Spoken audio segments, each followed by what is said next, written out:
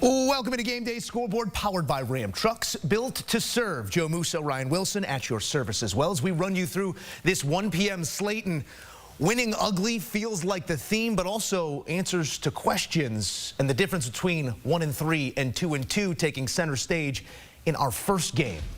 It all came down to this after another spectacular punt by Torrey Taylor. Wait till you see the highlight. It's a theme. The Bears punter pins the Rams. They got to go to the length of the field. But on the first play of that drive, pressure in the face of Matthew Stafford and an INT by Jaquan Brisker means 2-2 goes the way of Chicago. 1-3.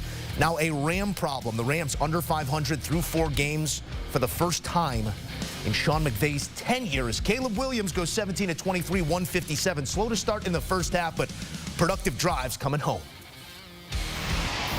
And let's start right there, because the conversation in the middle of the week throughout the entire season is always comparing these rookie quarterbacks to something. I'm not asking for a comparison point on Caleb Williams, but did it feel like growth for you once again for the rookie QB? Absolutely. We watched the game together for the second straight week, and it certainly felt like, Joe, that the ball was coming out on time a little more frequently. And you pointed this out frequently during the course of the 3 hours we watched the game. Better offensive line play and better run game. And by the way, when you have those two things for a young quarterback, it makes his life easier. And it's hard to undersell how good DeAndre Swift was today. Last week, he averaged fewer than 2 yards per carry. You see Cole Kmet making a tough catch over the middle.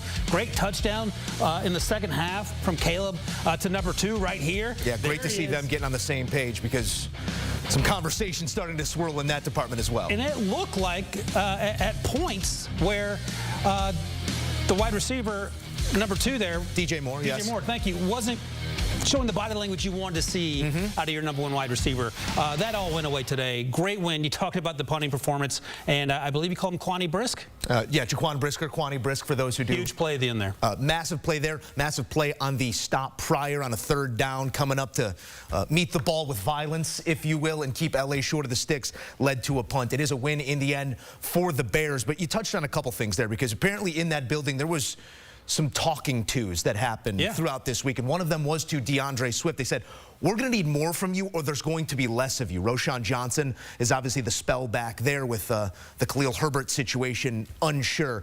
What did you make of this day for DeAndre Swift? 70-plus in the pass game, 70-plus in the run game, 5.8 per carry, 93 yards on 16 totes. A massive part of this formula. We saw him walk himself into the end zone at the end of a big run, and he did this. My house.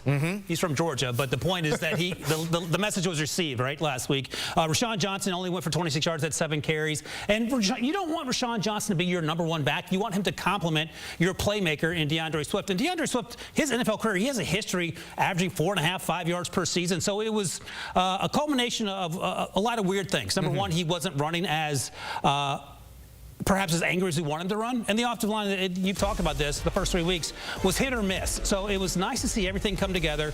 Caleb, for the first time this season, looked relatively relaxed. He didn't look stressed and under pressure. We've seen him come off the field earlier this season with the look on his face like, I need to do better, we need to do better, and there was none of that. So maybe we can talk all we want about Shane Waldron, the offensive coordinator, explaining it was good to have the leaders speak up, and maybe that's a thing, and you build off of that, and you put your young players in position to have success, and we saw that today.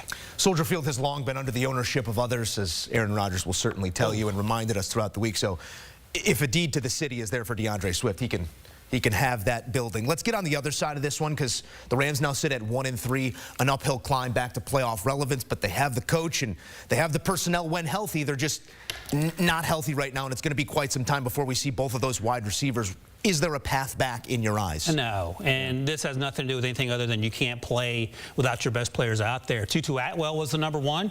We saw something from Jordan Weddington, the rookie out of Texas, the day 3 pick, who felt like in the preseason he was on the Puka Nacua path. He got some looks today, 6 catches for 62 yards, but you're not going to win without your best players. And Matthew Stafford cannot, week in and week out in the NFL, drag this offense up and down the field and expect them to make plays. Was it tough for the Bears offense at times? Yes, but again, unless your defense is turning the ball over and getting points off those turnovers, you're going to be in a tough situation.